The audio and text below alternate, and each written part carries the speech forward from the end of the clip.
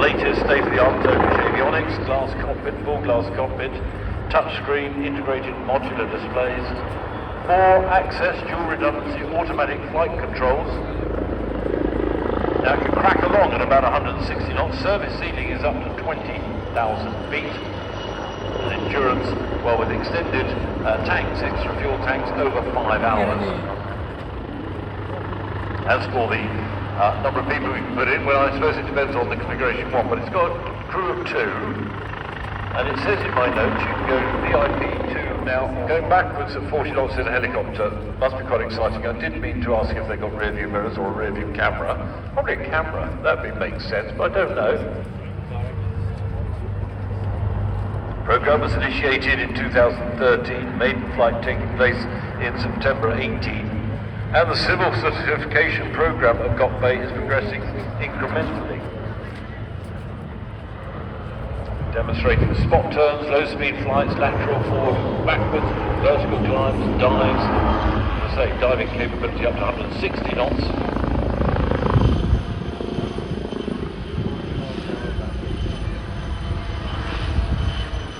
That main rotor diameter, 43 feet.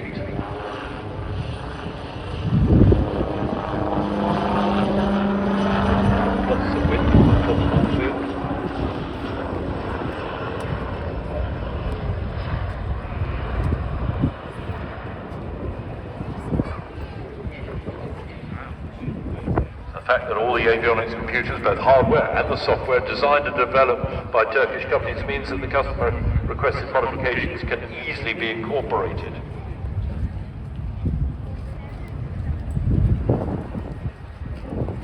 I was going for a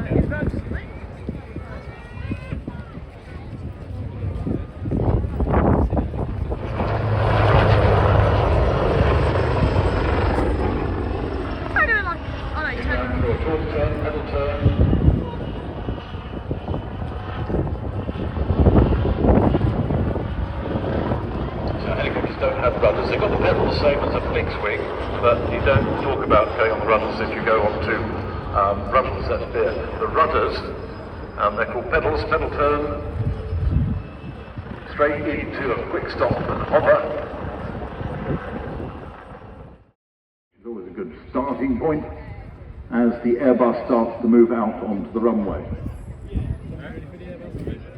An Airbus and the flight test crew today would like to dedicate today's flying display by the XLR to Michel Ritit, who passed away on Tuesday at the age of 101.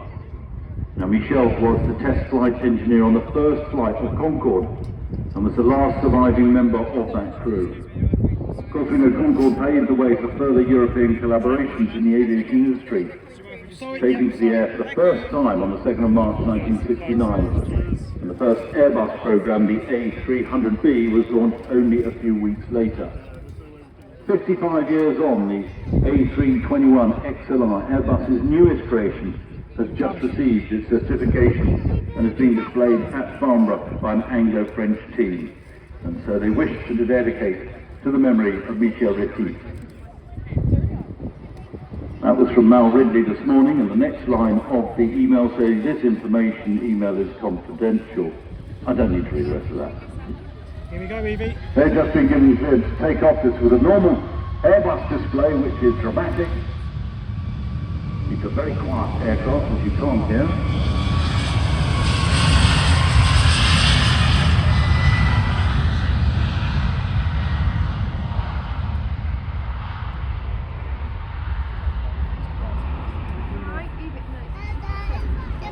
Then steep pullback, then to move away to the display line, climbing up to around about, well over 500 feet. You can turn around, come back at 500 odd feet. Now the ongoing certification flight test campaign is really in its final stages. The ANSA certification came through last week. Still using operators to test everything in the way of airworthiness, compliance and operational support on day one when they deliver to people. XLR, range of 4,700 nautical miles, which round about 11 hours non-stop. Now what does that actually mean in real terms? Well, that's places like New York to Rome, or London to Vancouver, Delhi to London, Sydney to Kuala Lumpur, and that makes the XLR open new opportunities for non-stop flights, linking primary and secondary cities all around the globe. One to complement the traditional wide-body aircraft by serving the same routes at off-peak times, or in cases of significant seasonal variation in demand.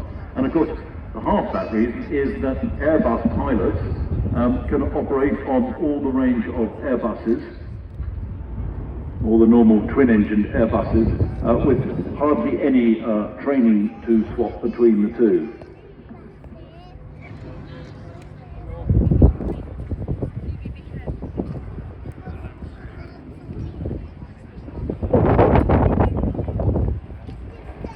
So the cockpit's designed so pilots can fly multiple types, things like the A318, the 19, the 320, 321 and the Neo variants are all covered on one guy's ticket, or lady's tickets.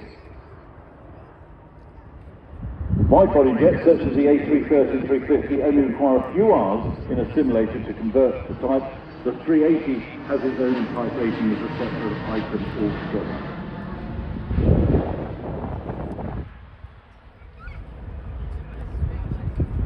Has a higher maximum takeoff weight for the longer range with increased payload. New permanent rear sensor tank has been placed in. That carries 12,900 litres of extra fuel. Obviously reinforced landing gear and nose gear for the increased maximum takeoff weight.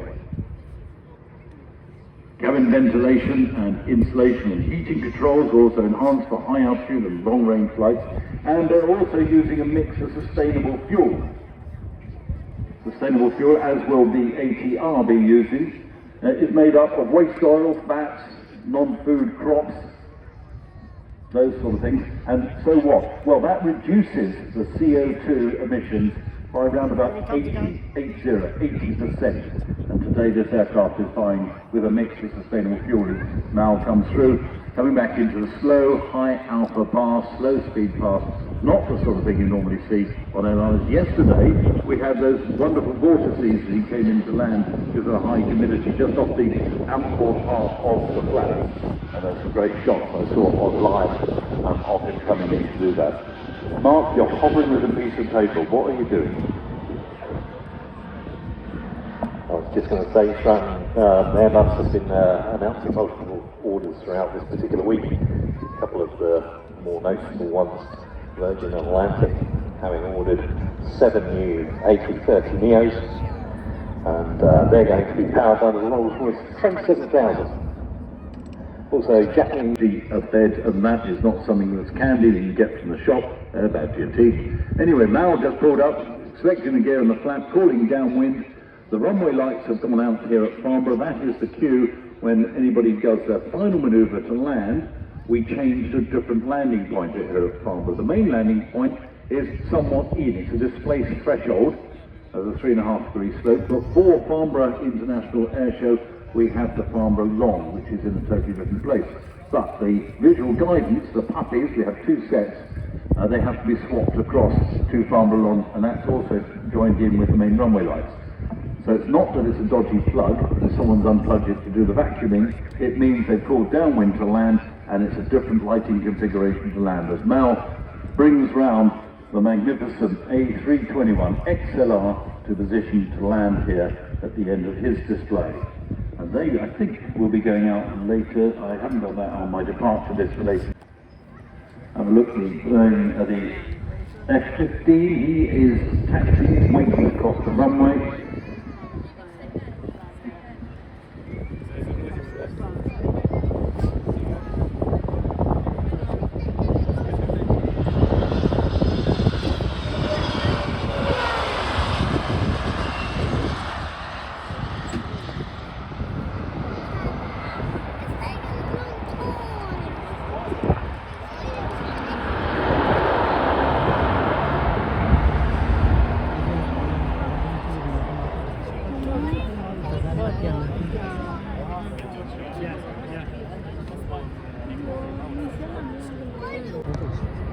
Take this for a bit. Oh, we're shipping down to 500. So it's quite a back order, yeah. That's good. So, F-15, we are going to backtrack to the F-15, give you a...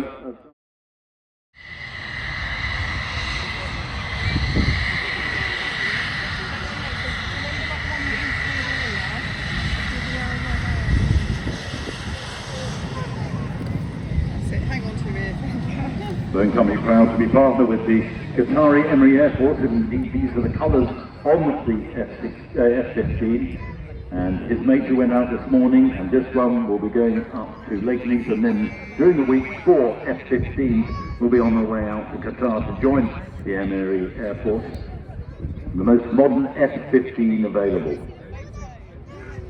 More powerful than ever before, can carry 12 air-to-air missiles, 5,000 kilos of weapons as required, accurate air-to-air 20mm cannons, fly-by-wire digital flight controls, powerful, reliable General Electric engines. You're about to see it unloosed.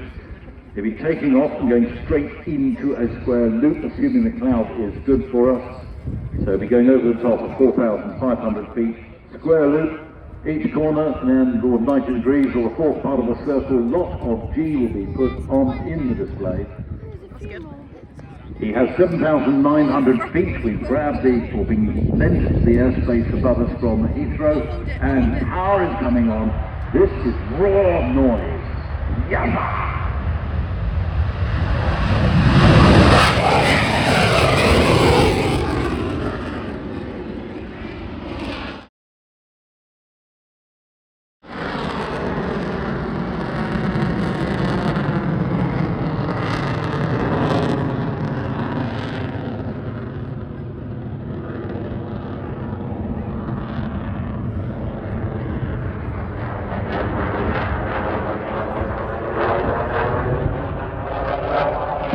Hard G's and coming back down the bottom of the square loop, down at 500 feet, opening up the harbour road.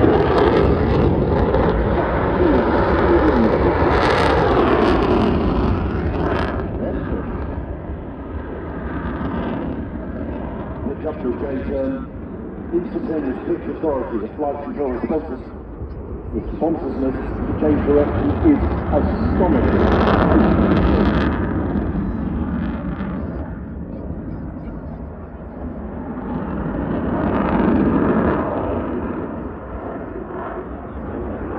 Along at over 1,800 miles per hour. Again, about to pull up into 45 degrees with a roll at around about 2,500 feet. This is going up, down.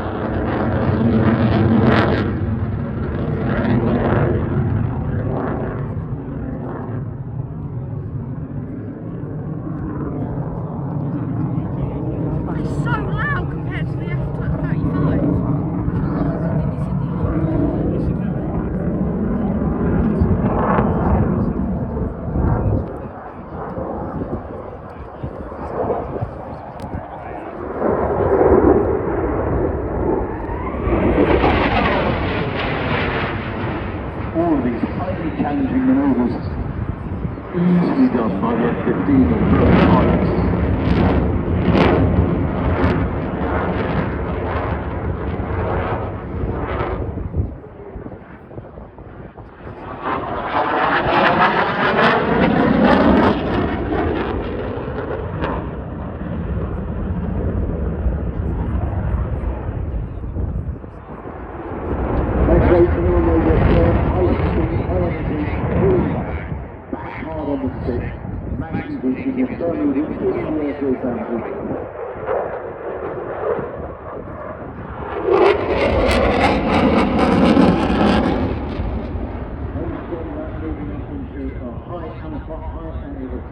Maybe the tail slide at some point, so keep an eye on that. Make the rest of the hard work.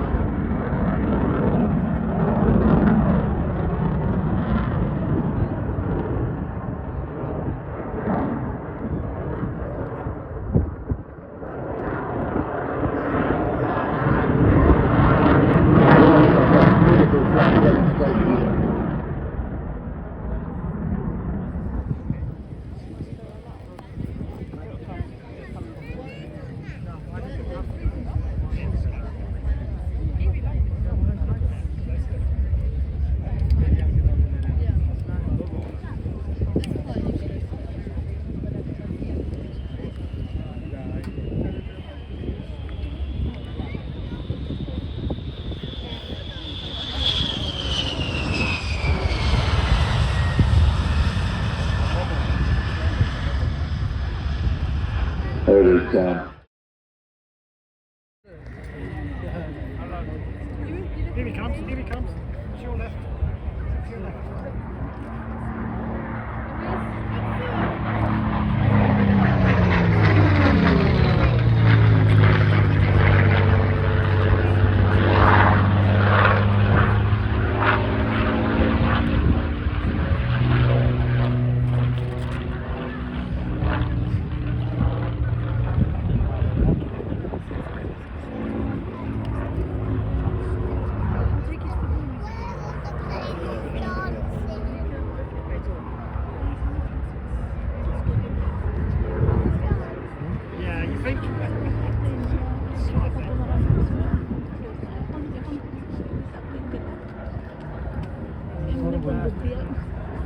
Tutti, vedo tutti.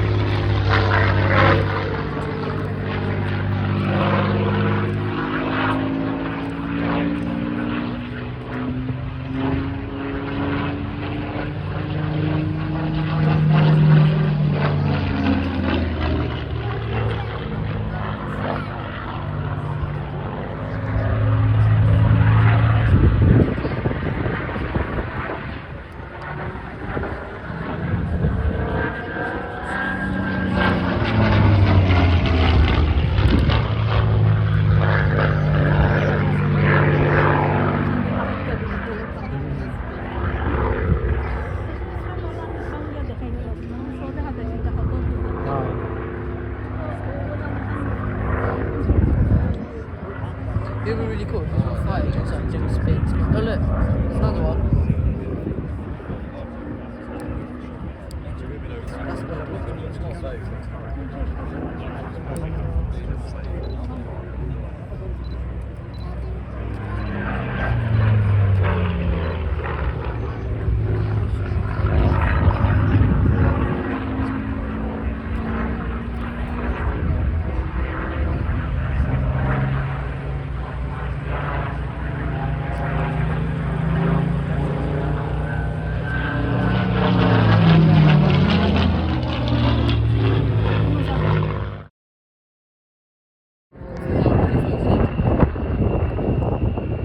Actually using very little of the airspace that we've got here, keeping neatly in the display box.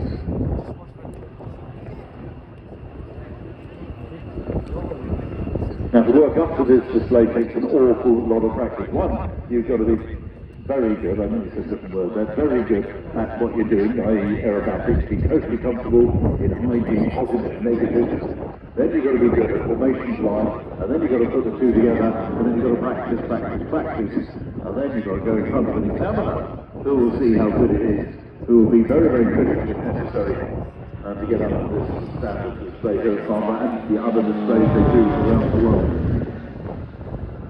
These sort of things don't just come together overnight.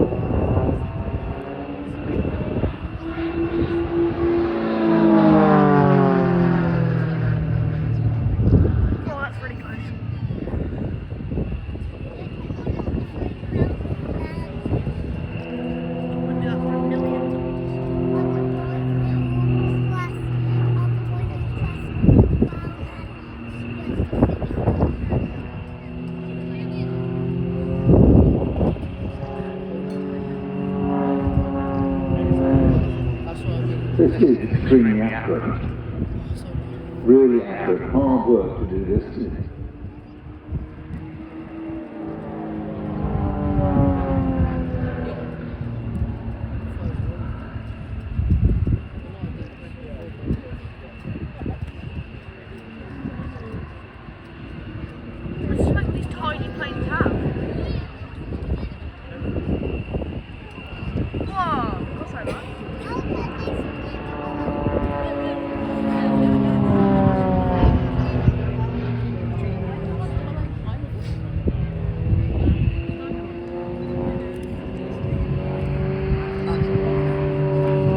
Position maneuvers.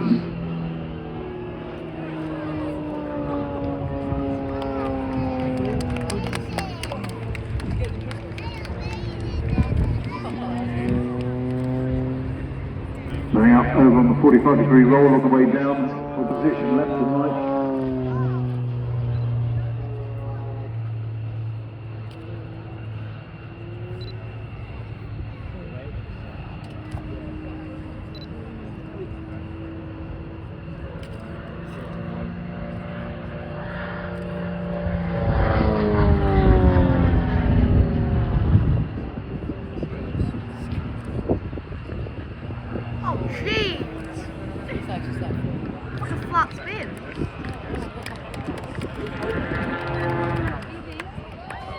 Push over, tumble on the way down. You see the good rate of roll, carbon fibre wing. I heard the engine cut.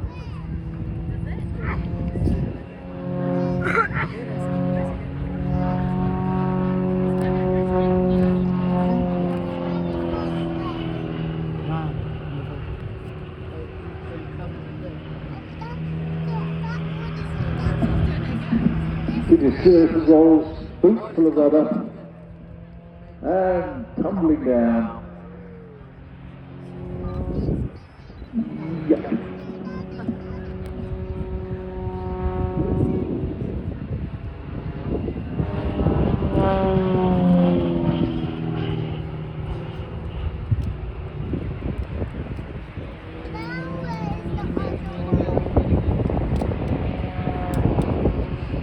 Another 6 in, well, whichever corner of the cockpit you can imagine. Some gyroscopic rattling the eyeballs about.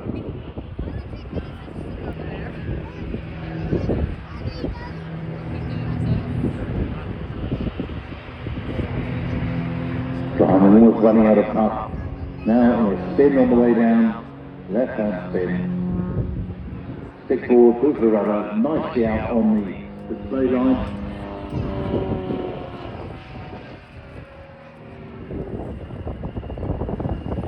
How the styling is called. It's got visual with the one displaying here.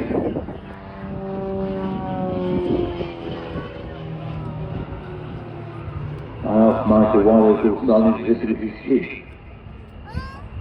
Where's the other one? Where's the other one? Michael now inbound Oh, there it is. to sort the other styling.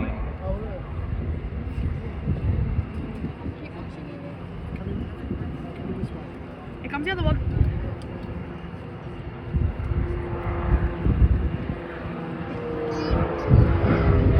Very tricky way to go, as you can see there.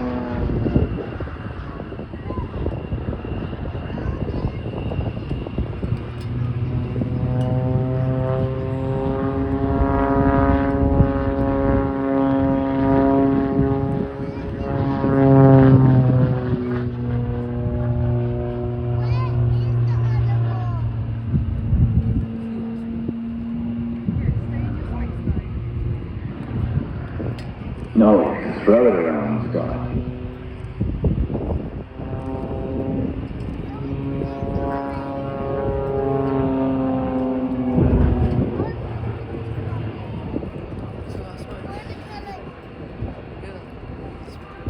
But this is the experience you have to gain in order to have something like that high tumbling, rate to roll, twists and twizzles, and to come out exactly online, exactly where you want it. You take someone up to the first aerobatic routine, just give a simple aerobatic routine to them, they will be disorientated in a very short period of time. You're going to see some aerobatics in the vintage Stunt later on this afternoon. Much more to gain. But again, the same rules apply. It takes time to get orientated, to know your rate to roll. With as high positive and negative G, to keep you orientated, you really have to build up. You have to be a sportsman. You have to work at it like any other sport.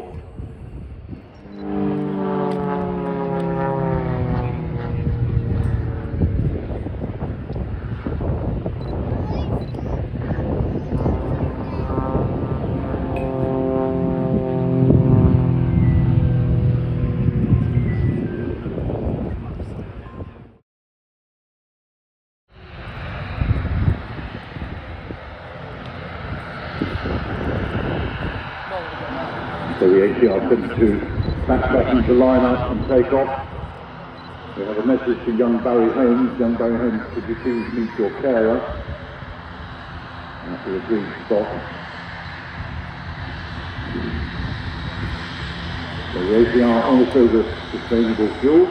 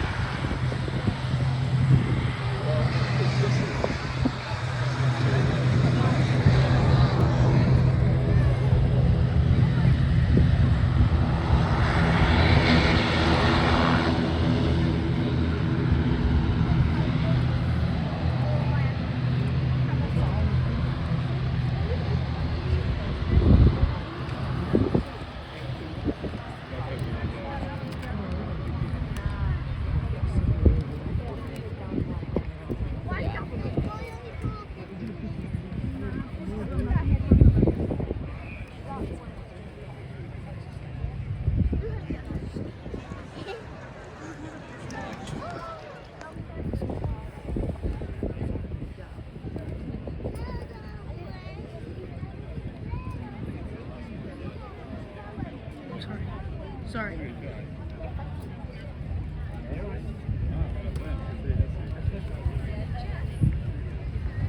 So the ATR-72 lining up.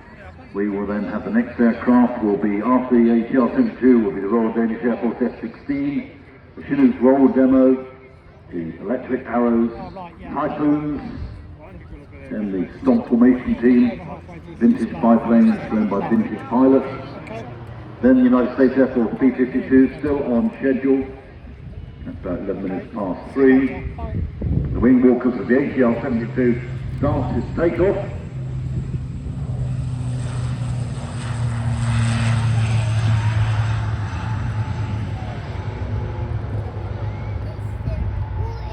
ATR, one of the world's premium regional aircraft manufacturers, for the below the seat he has the 90 seat numbers. This is the showcase aircraft, the test aircraft today, the ATR-72-600. Now the family of the ATR family incorporates both the 42 and the 72. High wing, you can see that, 6-bladed, you probably can't see that, twin prop aircraft designed right from the start for efficiency. And efficiency therefore gives low fuel consumption and therefore reduces the CO2 emissions. And that helps with operational flexibility. ATR aircraft designed specifically for the regional short-haul aviation, with over 40 million flights completing, over 2 million passengers transported since the beginning of the program.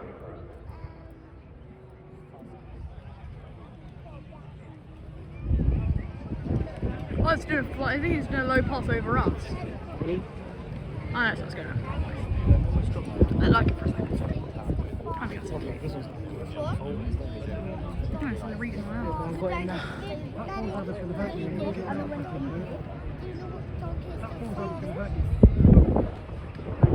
there we go. That's a bank angle. It's got like, that's like. ATR is a joint venture between Airbus and Leonardo, created way back in the early 80s, 1981.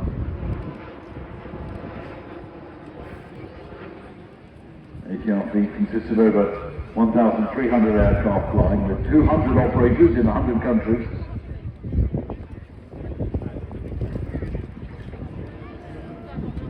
ATR aircraft burn 45% less fuel than similar regional aircraft. Now, this aircraft is flying with a blend of sustainable aviation fuel, and ATR was the first ever manufacturer flying commercial aircraft with 100% sustainable aviation fuel in both engines. Well, it wouldn't be both engines, it would be in both tanks, and eventually through the engines, I'm guessing.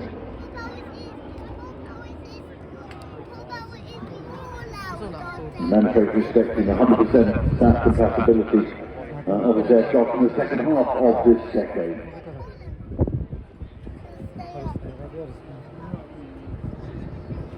As I say, the family, ATR family, goes right back to January 86. They also have a freighter, dedicated freighter version of the aircraft. They have a hot and high version, referred to as the 210, powered by the PW127 turboprop, also being developed.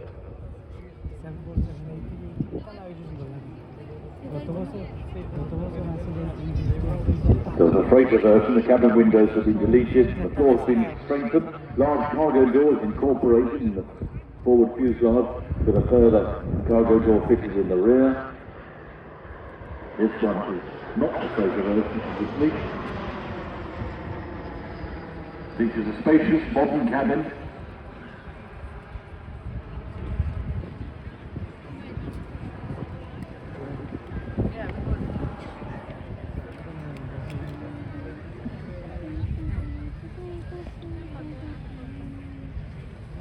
This one has been loaded with, obviously because it's a test aircraft, an array of test equipment and monitoring equipment, which are all downloaded after each flight.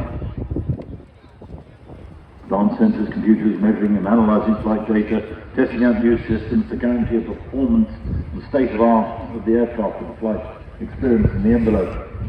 The constant data gathering. It's quiet.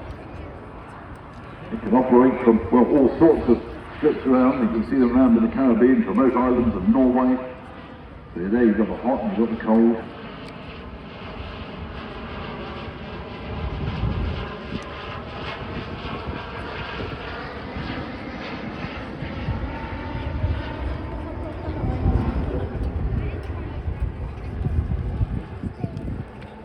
After this, fire jets, you know?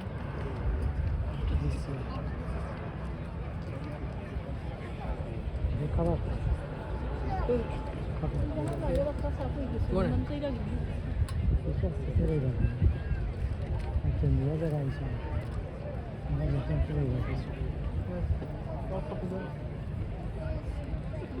Oh, so you come here. I think it's the F-16 next. These are Danish Air Force.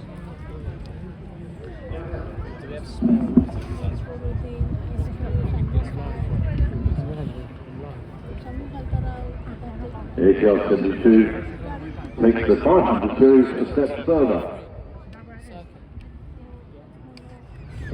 Indeed, the first delivery, I think, was Royal Air Force. That's quite a few years ago, I think. 2011, something like that.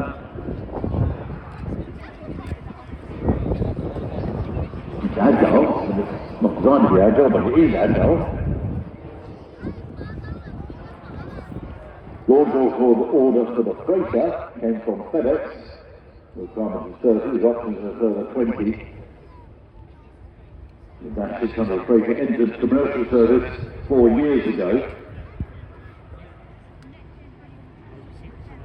A number of maritime patrol and submarine warfare vessels has also been developed for various air forces and navies. Pratt & Whitney of Canada producing the thrust, 2,750 sharp horsepower. Cruise speed 275 knots, range around about 825 nautical miles, just a whisker around 1,000 statute miles.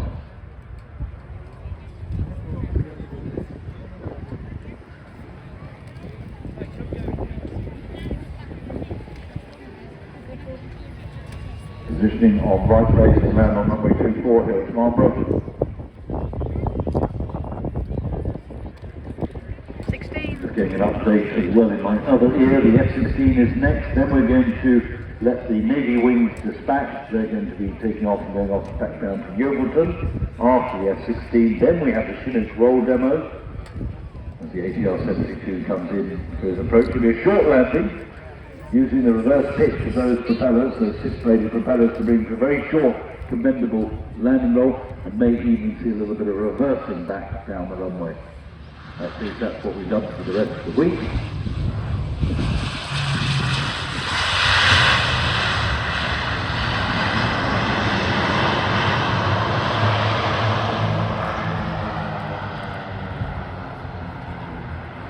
Now that is a very, very short landing run. And into reverse. And now that into a forward thrust. When you reverse in an aeroplane, whether you're using jet engines or turboprop, and you want to come to a halt, you don't put your feet on the brakes, because that's at the bottom straight on the runway, you put it back into forward thrust.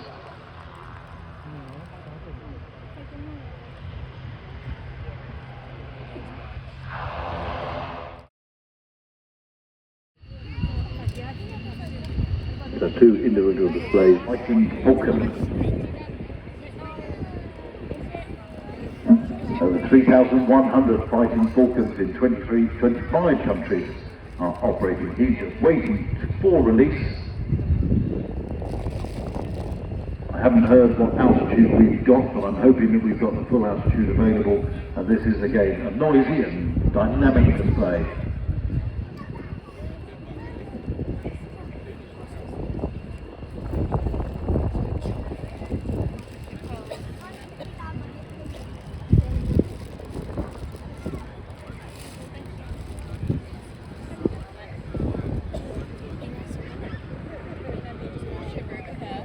The wondrous Fighting Falcon.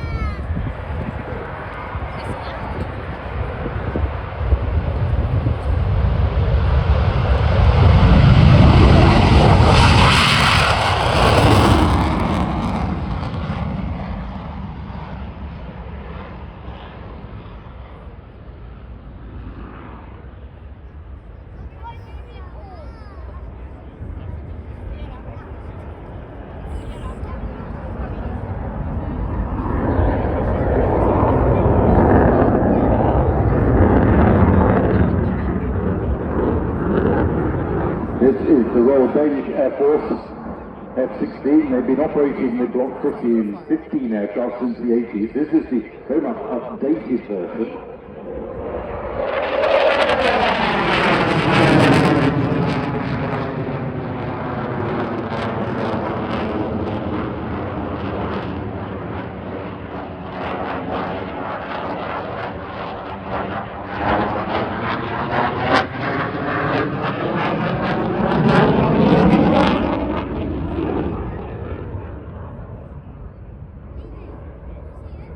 Yes, it has its midlife upgrade with the newest avionics and weapons, making it highly capable fighter at sea. Now, the Royal Danish Air Force currently operates 34 F-16s, which are scheduled to be replaced by 27 F-35s in the coming years.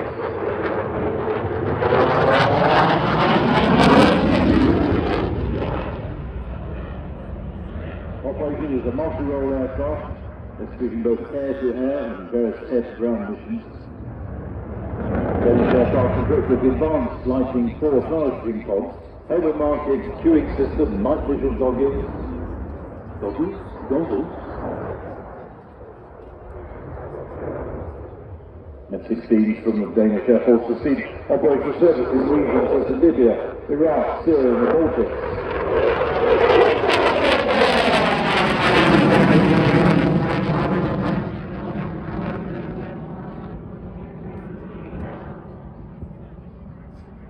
Today by tail, F-16 pilots has more than 20 years of operational service, both as a frontline pilot and as a flying instructor on the type. In terms of flying displays, he's been putting the F-16 through its paces in the last 7 years. I've just paused to do some something. I apologise. This is the Danish Spitfire. We will go back to the space area. Fighting Falcon, of course, the fastest predatory bird. Lightweight, agile aircraft. Comes back in from the right. Positioning, I think, for the slow speed, high alpha pass.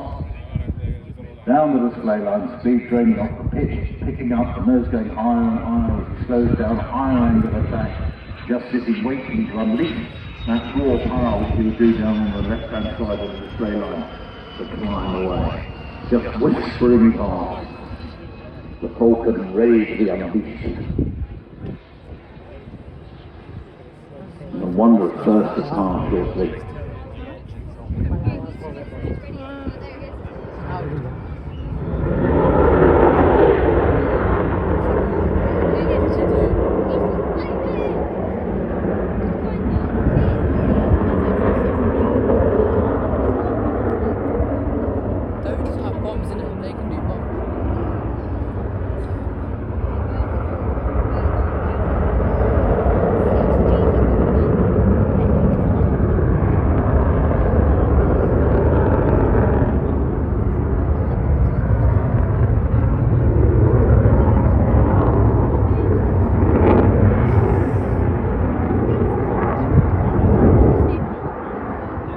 F-16 and have the general electric and approximately engines, each producing over 29,000 pounds of thrust.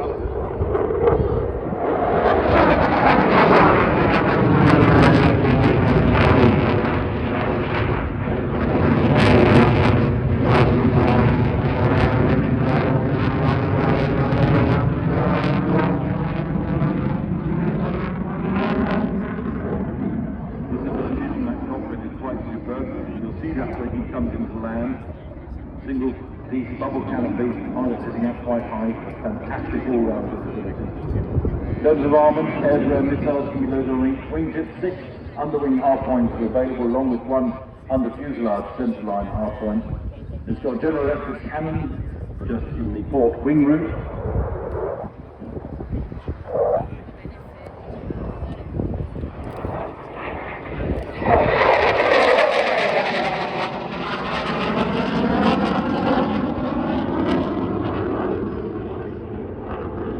Long roll down to the display line.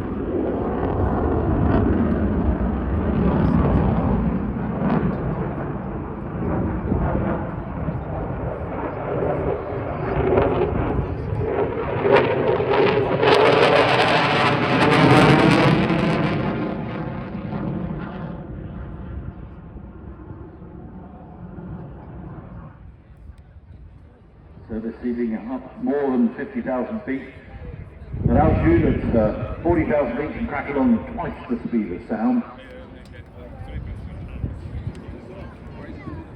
The F-16 is operated by a total of 29 Air Forces around the world. Now here we go. Bahrain, Belgium, Bulgaria, Chile, Denmark, Egypt, Greece, Indonesia, Iran, Israel, Italy, Jordan, take a breath, Stratton. South Korea, Morocco, Netherlands, Norway, Oman, Pakistan, Poland, Portugal, Romania, Singapore. Another breath. Slovakia, Taiwan, Thailand, Turkey, United Arab Emirates, United States and Venezuela. Positioning now for a dirty roll, the gear and the flap extended, not a lot of speed, good to pitch up and roll, and when inverted, retracting the gear and power away.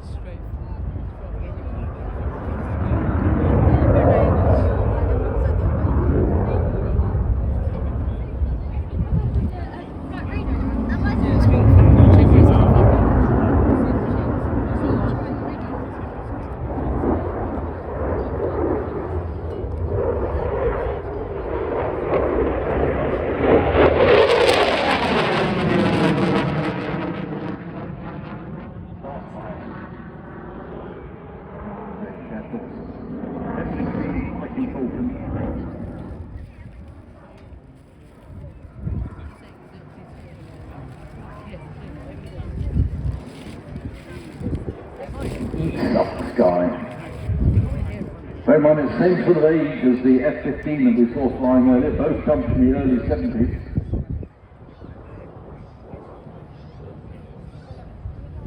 Still a force to be reckoned with. And it's a good looking airplane.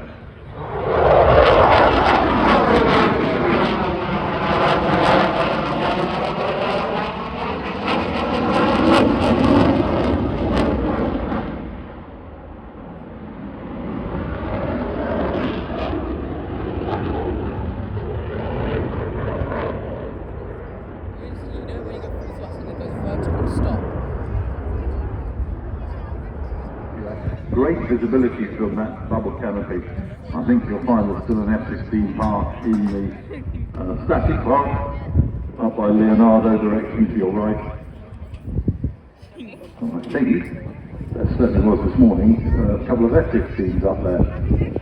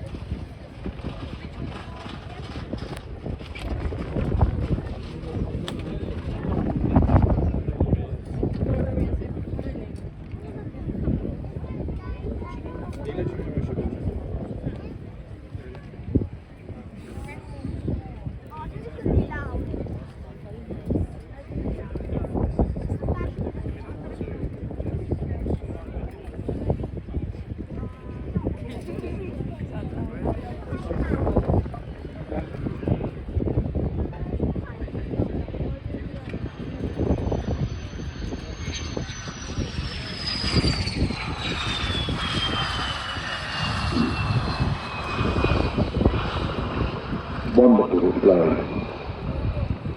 Very nice indeed. Sunny Friday here at Farnborough. My name is Flight Lieutenant Matthew Whirl, or Whirly, and I'm one of the Chinook pilots currently serving on 18 squadrons based at RAF Odeon and incredible 7 miles to the west of here. This year we wanted to bring you something a little different to the display you may have seen previously, and as such we'll be showcasing the aircraft's operational abilities in an all-new 2024 roll demonstration. The Chinook fulfills many operational roles, including trooping, carriage of internal and external loads, parachute operations, casualty evacuation, humanitarian assistance, and military aid to civil authorities.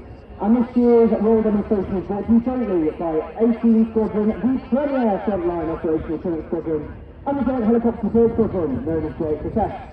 But now it's time to prepare yourselves for one of the highlights of today's flying display. So ladies and gentlemen, boys and girls, please turn your eyes to the side to the 2024 Chinook Roll demonstration. You can see the fleet approaching from cloud left carrying a battlefield banner on one of its three underslung rollers.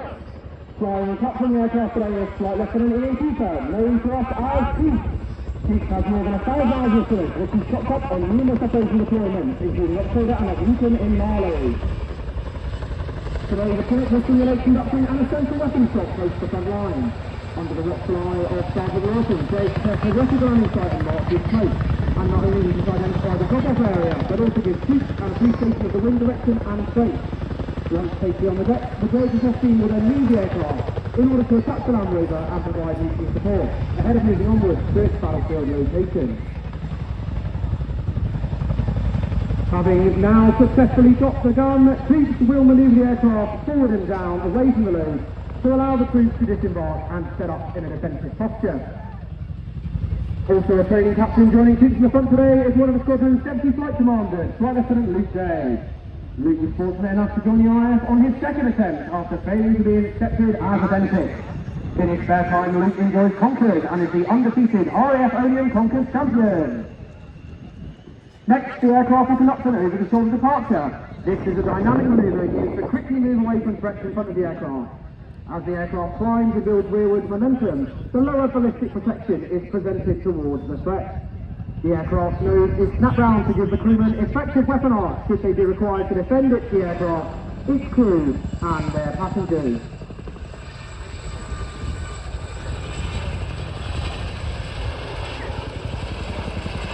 Having built up forward speed, the Chinook will now reposition to provide overwatch for the troops on the ground, scanning the area ahead for potential threats before returning to the drop site to offer close-in support. Although not fitted today, 3 defensive weapon systems can be mounted on the helicopter, one on either side and one on the tail ramp, and their sole use is to protect the aircraft, and these are only used in life-threatening situations. The Chinook is inextricably linked to the modern battlefield. During conflicts in Afghanistan and Iraq, the unmistakable sound of the Chinook's blade flap offered reassurance to those on the ground, letting them know that help was always to hand. The unmatched powered combination of agility, power and endurance has put the Chinook at the forefront of support helicopter operations for over 40 years, always making its time and target, whatever the task. Keats is now re-entering from stage left, setting up to fly a profile known as the Dogbone, named as such because of the pattern it makes when viewed from above. The Dogbone profile keeps the aircraft's weapon systems looking towards potential threats for the maximum amount of time. As Keats and Luke fly past, he'll keep the speed back, present the starboard weapon system to the threat side, and give the troops on the ground maximum support. This is a great opportunity for a photo opportunity, and you can get ready to hear the Chinook's iconic blade flap. As Keats snaps the aircraft left, he'll manoeuvre away from the crowd before reversing the turn, bringing the aircraft back in the opposite direction. Whilst the Chinook operates above on the ground, you can see JHSF, the Specialist Helicopter Handling Unit for Defence. JHSF are a great squadron made up of Army and RAF personnel based out of RAF Benson in Oxfordshire. They primarily work with our UK support helicopters, including the Chinook, Puma and Merlin, and work tirelessly to provide specialist helicopter landing site reconnaissance and the movement of essential supplies by internal and external loads, exactly as you can see during today's demonstration.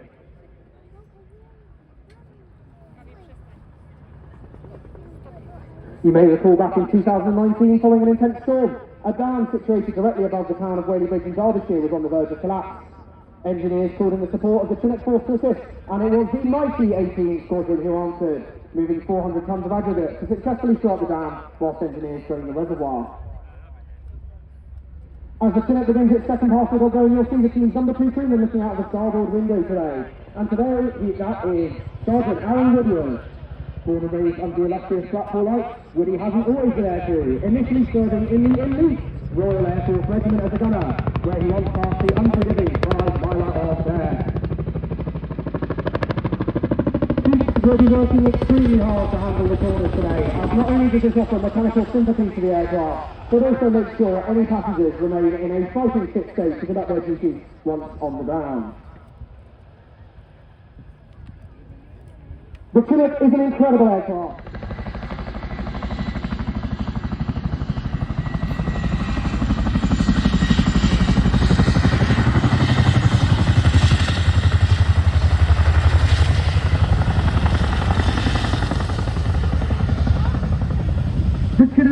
can carry a wide range of vehicles internally, including armoured fighting vehicles, motorcycles, and quad bikes with trailers.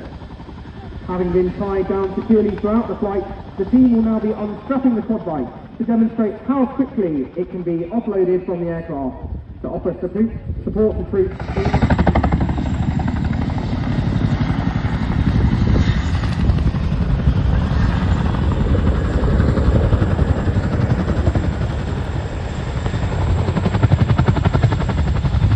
With the aircraft now safely back on the deck and their task complete, the passengers will be cleared back onto the aircraft with a brand new addition for the Chinook roll demonstration, the big orange farm.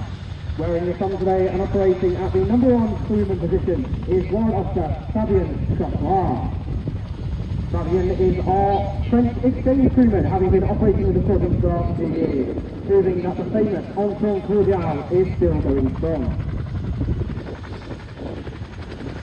Woody and Fabian are now working together seamlessly to secure all personnel and freight in the cabin before giving the all clear to climb to seat and loop in the front.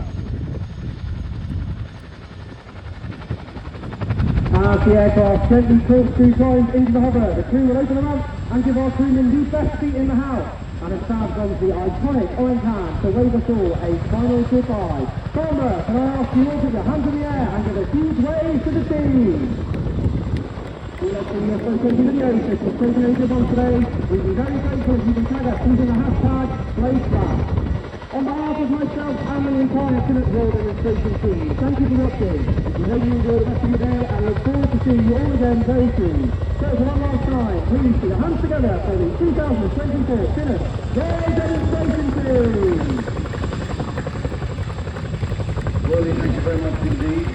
See you soon. Thanks for seeing when you get back to Odeum. I guess you're driving, so they'll be back for you. But these two thank them for the whole week they've done here at Farnborough, especially for the atrocious weather yesterday that the guys had to deal with.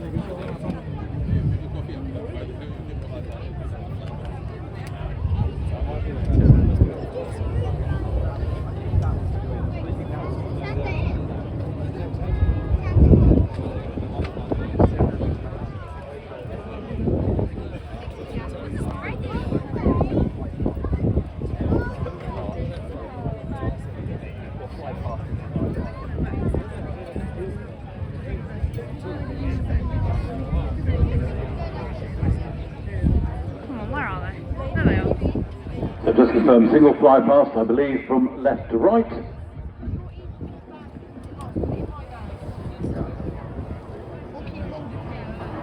First flight of Eurofighter took place in March 1994.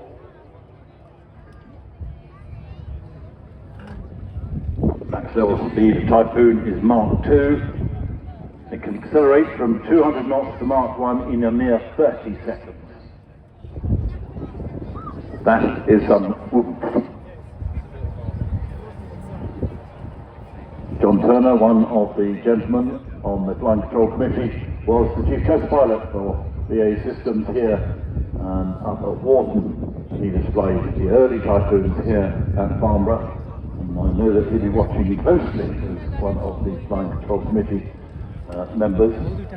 The name Typhoon, incidentally, was originally selected for the export version of Eurofighter. However, here at Farnborough, in 2002, the Royal Air Force held an official ceremony announcing the name would be adopted for our own aircraft.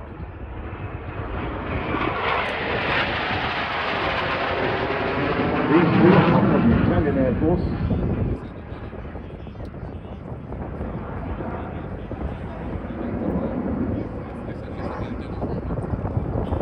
Today, the Typhoon has attracted 680 firm orders with some 603 airframes.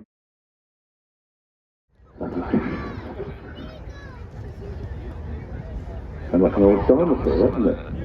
Flapper Fortress is manned by a crew of 6, the pilot, co-pilot, navigator, radar navigator, ECM operator and gunner. Here it comes. Oh, it's a beautiful plane. Look at that. Another wondrous sight over Farnborough.